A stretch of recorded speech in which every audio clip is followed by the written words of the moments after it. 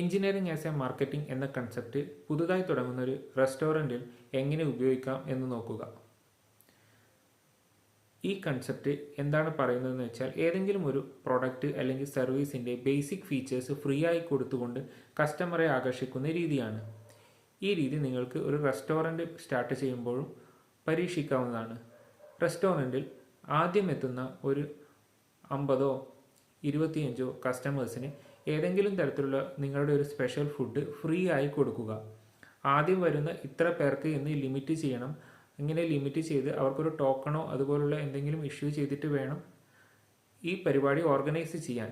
Organise ചെയ്യുന്നത് പാളിക്കഴിഞ്ഞാൽ വലിയ തിരക്കുണ്ടാവുകയും നിങ്ങളുടെ നിയന്ത്രണത്തിൽ ഇത് നിൽക്കാതിരിക്കുകയും ചെയ്യുന്നു.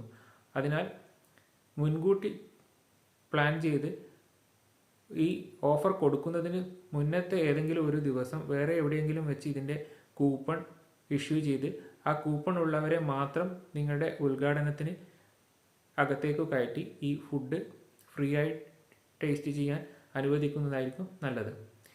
ഈ concept engineering as A marketing എന്നറിയപ്പെടുന്നു. ഈ കൺസെപ്റ്റ് ഇന്ന് എല്ലാ ഫീൽഡിലും ഉള്ള മാർക്കറ്റിംഗ് പ്രൊഫഷണൽസ് നന്നായി ഉപയോഗിക്കുന്നുണ്ട്.